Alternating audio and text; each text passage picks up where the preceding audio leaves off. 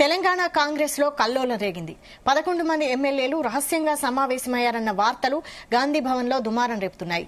శుక్రవారం రాత్రి హైదరాబాద్ శివారులోని ఓ హోటల్లో 11 మంది ఎమ్మెల్యేలు సమావేశమై చర్చించారని తెలుస్తోంది. మహబూబ్ నగర్ జిల్లా జడ్చర్ల ఎమ్మెల్యే అనిరుద్ రెడ్డి ఈ భేటీ వెనుక కీలక పాత్ర పోషించారని తెలుస్తోంది.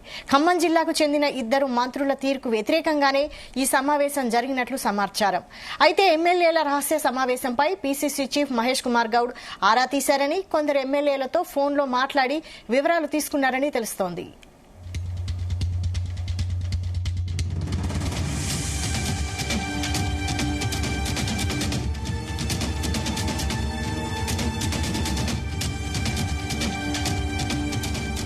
తెలంగాణ కాంగ్రెస్ లో కల్లోలం రేగింది. 11 మంది ఎమ్మెల్యేలు రహస్యంగా సమావేశమయ్యారన్న వార్తలు గాంధీ భవన్ లో దుమారం రేపుతున్నాయి.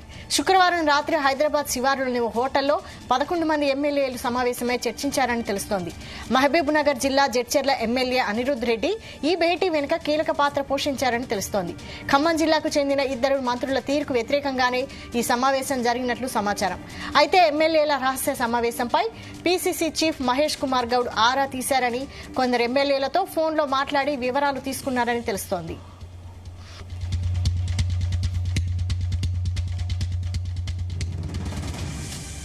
మరోవైపు ఎమ్మెల్యేల సమావేశంపై సీఎం రేవంత్ రెడ్డి సీరియస్ అయ్యారని తెలుస్తోంది.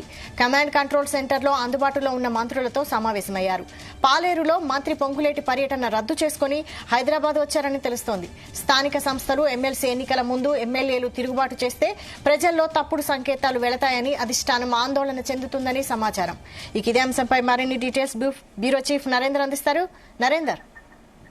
రైట్ వైశాలి, నిన్న రాత్రి కాంగ్రెస్ ఎమ్మెల్యేలు మూకుమ్మడిగా ఒక ఫామ్ హౌస్ లో భేటీ కావడం మొత్తం రాష్ట్ర వ్యాప్తంగా సంచలనం కలిగించినటువంటి పరిస్థితి. ఇది కాస్త లేట్ గా తెలిసినటువంటి పరిస్థితి ఉంది. అయితే రాత్రి నుంచి కూడా ఇది వైరల్ అవుతోంది. అంటే దీని వెనక ఎవరు పాత్రదారులు ఉన్నారు, ఎందుకోసం ఈ భేటీ నిర్వహించారు, ఇదంతా కూడా సీఎం ఆరాధించినట్టుగా తెలుస్తోంది. ఎందుకంటే ఒక పక్క స్థానిక సంస్థల ఎన్నికలు ముంచుకొస్తున్నటువంటి నేపథ్యం, ఎంపీటీసీ జెడ్పీటీసీ ఎన్నికలు కావచ్చు, ఇవన్నీ కూడా ఎన్నికలు త్వరగానే జరగబోతున్నటువంటి ఈ నేపథ్యంలో ఈ మొత్తం 10 మంది ఎమ్మెల్యేల భేటీ, అందులో కూడా అనిరుద్ రెడ్డి జడ్చర్లే ఎమ్మెల్యే మొత్తం ప్రోద్బలంతోనే అంతా జరిగింది అన్నటువంటి ఇండికేషన్ కాంగ్రెస్ పార్టీలో ముఖ్యంగా గాంధీ భవన్ లో టీఎల్పీలో కూడా చర్చకు దారితీసింది.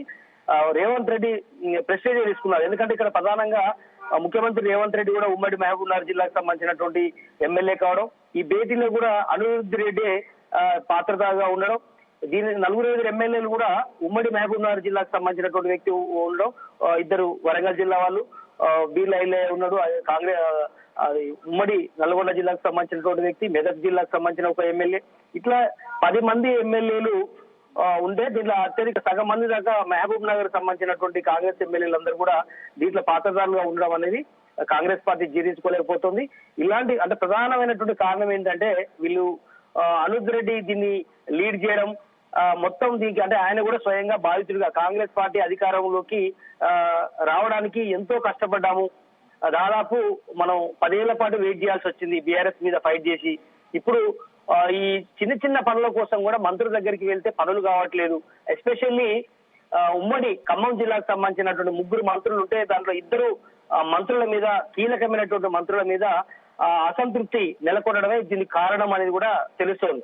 దీంట్లో ప్రధానంగా కీలకమైన శాఖగా ఉన్నటువంటి రెవెన్యూ శాఖ మంత్రి పొంగులేటి శ్రీనివాసరెడ్డి గాని, ఆర్థిక శాఖ మంత్రి బట్టి విక్రమార్క, ఆ ఇద్దరు మీద అసంతృప్తి ఉన్నట్టుగా కూడా తెలిసింది. అందుకనే దీంట్లో భేటీలో ప్రధానంగా గంటన్నర సేపు దాదాపు వీళ్ళు కూర్చోవడం జరిగింది. దీంట్లో నెక్స్ట్ స్టెప్ ఏమేద్దాం, ఎందుకంటే కాంగ్రెస్ పార్టీ మీద తిరుగుబాటు చేయడం అంటే ఈ సమయంలో పక్క పార్టీలకు ఇది ఆయుధంగా పనిచేస్తుందని ఒకవైపు మొదలుపడ్డారు. అదే సమయంలో తమ స్వయం పనులు కాకపోవడం వల్ల, అంటే సొంత పనులు చేసుకోలేని పరిస్థితి నెలకొనడం వల్ల గత్యంతరం లేక మనం భేటీ కావాల్సిన పరిస్థితి వచ్చిందని చెప్పగానే చెప్పారు. ఇప్పటికే ఈ విషయాన్ని సీఎం రేవంత్ రెడ్డి కూడా ఆరాధించారు. దీంట్లో ప్రధానమైనటువంటి కారణం ఏంటంటే బట్టి ఆర్థిక శాఖ మంత్రిగా ఉండడం, ఆయన డిప్యూటీ సీఎం పోస్ట్ లో ఉండడం, రేవంత్ రెడ్డి కూడా అధిక ప్రాధాన్యత బట్టి విక్రమార్కకు ఇస్తున్న నేపథ్యంలో ప్రతి అంశం కోసం ఆర్థిక శాఖ దగ్గరికి కార్యాలయానికి వెళ్లాల్సి వస్తుంది. ఇప్పుడు 13 నెలల నుంచి పనులు ఏదైనా చేసే ఉన్నా, లేదంటే ఆల్రెడీ ఎమ్మెల్యే కోటాలో శాంక్షన్ అయినటువంటి పనులు చిన్న చిన్న 5 లక్షలు 10 లక్షల పనుల కోసమైనా కూడా ఆ బడ్జెట్ రిలీజ్ చేసుకోవడం కోసం పదే పదే తిరగాల్సి వస్తుంది. మేము కాంగ్రెస్ పార్టీ సొంత ఎమ్మెల్యేలు ఏదో ప్రతిపక్షానికి సంబంధించినటువంటి ఎమ్మెల్యేలను కాకున్నప్పుడు మా సొంత పార్టీ ఎమ్మెల్యేలు కూడా బట్టి విక్రమార్క ఎందుకు టైం ఇవ్వట్లేదు అన్నటువంటి విషయం మీద వాళ్ళు కొంచెం మదనపడ్డ విషయం ఉంది. అదే సమయంలో పొంగులేటి శ్రీనివాసరెడ్డి ఆయన ఇప్పుడు నెంబర్ 2గా కొనసాగుతున్నారు. పేరుకు బట్టి విక్రమార్క ఆర్థిక శాఖ మంత్రిగా ఉన్నప్పటికీ కూడా పొంగులేటి శ్రీనివాసరెడ్డి రేవంత్ రెడ్డికి అత్యంత సన్నిహితంగా ఉండడం, ప్రతి అంశం ఆయనకు తెలిసే జరుగుతోంది కేబినెట్ లో అన్నటువంటి విషయం మీద వాళ్ళందరికీ తెలిసిన విషయమే. కనుక ఇలాంటి పరిస్థితిలో వీళ్ళు ఆయన గురించి కూడా ప్రధానంగా ప్రస్తావించుకోండి. ఇంకా రెవెన్యూ శాఖ ఆయన కీలక శాఖగా ఉంది.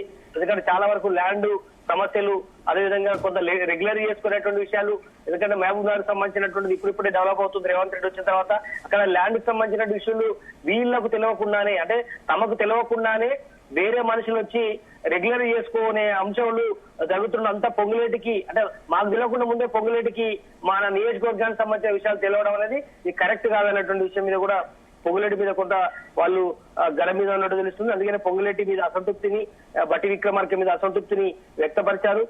దాదాపు 1-2 గంటల సేపు కూర్చున్న తర్వాత రేవంత్ రెడ్డికి ఏదో వాళ్ళకి తెలిసే ప్రయత్నం చేశారు.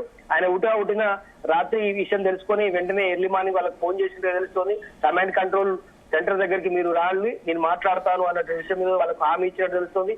ఎందుకంటే ఈ విషయం మంత్రి పొంగులేటి కూడా రేవంత్ రెడ్డి ఫోన్ చేసినట్టుగా తెలుస్తుంది. అందుకనే ఆయన పాలేరు పర్యటనలో ఉన్నప్పటికీ కూడా ఆయన బిజీ కార్యక్రమాలను కూడా రద్దు చేసుకొని రిటర్న్ హైదరాబాద్ వచ్చినట్టుగా కూడా మనకు తెలుస్తుంది.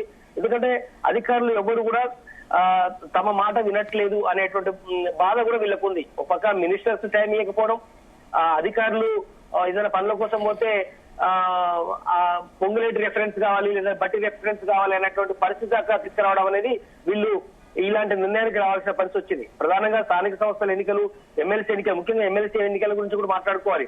ఆల్రెడీ షెడ్యూల్ వచ్చింది.